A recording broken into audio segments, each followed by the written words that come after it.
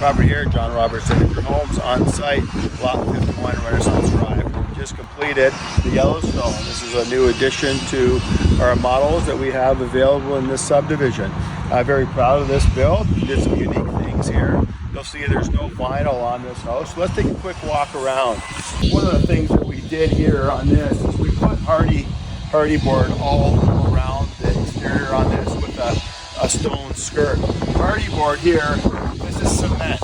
So it's a material that's going to weather a lot better than vinyl. It is a bit of a premium type of product that we put on our houses, but we do try to make it a standard where we are able. And it does give I think, a better look to the house, and it actually makes the house have less maintenance, and it wears better.